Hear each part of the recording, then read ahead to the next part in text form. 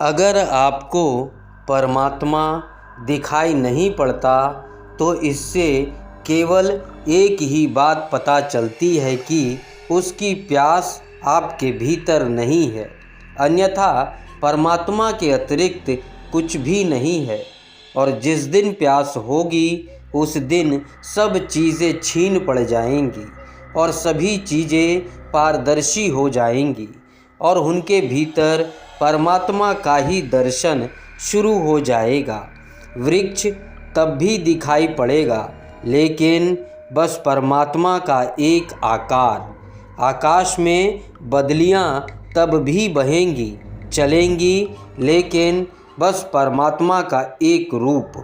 चारों तरफ व्यक्ति भी होंगे, पत्नी होगी, पति होंगे, बच्चे होंगे, मित्र होंगे, लेकिन बस परमात्मा की अनेक छवियां हैं, उसके प्रतिबिंब होंगे। वह प्रमुख हो जाएगा, वह केंद्र पर हो जाएगा और सभी उसकी छाएं हो जाएंगी, सभी उसकी प्रतिलिपियां हो जाएंगी। वही दिखाई पड़ेगा, शेष सब गौण होता चला जाएगा। और इस घटना की सूचना के लिए ही शंकर जैसे ज्ञानियों ने जगत को माया कहा है। जिस दिन परमात्मा सत्य होता है उस दिन जगत माया हो जाता है, लेकिन जब तक जगत सत्य है तब तक परमात्मा माया है। और जिनके लिए जगत बहुत सत्य है वे पूछते हैं परमात्मा कहाँ है।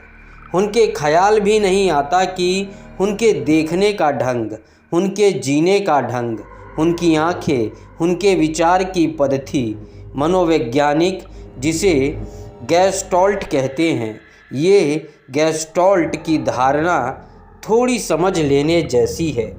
जर्मनी में एक मनोवैज्ञानिक का स्कूल पैदा हुआ है, गैस्टॉल्ट साइकोलॉजी। आप आकाश की तरफ देखें, आकाश में बादल चल रहे हो, फिर हर आदमी सोचे कि उसे क्या दिखाई पड़ता है बादलों में। वहाँ कोई भी नहीं है, लेकिन किसी को कृष्ण बांसुरी बजाते हुए दिखाई पड़ सकते हैं। वह गैस्टॉल्ट है। वह उस आदमी के भीतर छिपा है जो वह बादलों पर आरोपित कर रहा है। किसी को कोई फिल्म अभिनेत्री दिखाई पड़ सकती है, वहाँ सिर्फ बादल है। किसी को हाथी घोड़े, छोटे बच्चों को हाथी घोड़े दिखाई पड़ सकते हैं। राक्षस लड़ते हुए दिखाई पड़ सकते हैं, परियां उड़ती हुई दिखाई पड़ सकती है। और हर आदमी को अलग अलग चीज़ें उन्हीं बादलों में दिखाई पड़ जाएंगी। हर आदमी अपने भीतर से प्रोजेक्ट कर रहा है।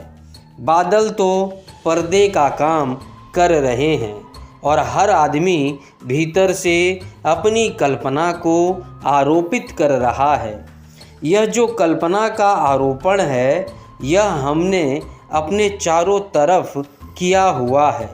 कोई व्यक्ति आपको बहुत सुंदर दिखाई पड़ता है और दूसरा कोई भी राजी नहीं होता कि वह व्यक्ति सुंदर है, पर आपके लिए सुंदर है। और कोई व्यक्ति आपको बहुत घृणित मालूम होता है, लेकिन किसी के लिए वह बहुत प्यारा है। तो हम वस्तुओं के, तथ्यों के जगत में नहीं जीते हैं, हम कल्पनाओं के जगत में जीते हैं। और हम अपनी कल्पनाओं से अपने चारों तरफ एक संसार निर्मित कर लेते हैं।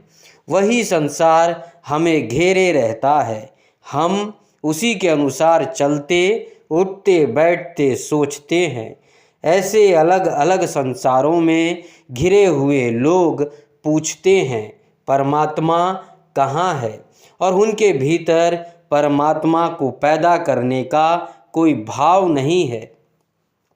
ध्यान रहे, परमात्मा उस दिन होगा जिस दिन उसकी प्यास गहन होगी।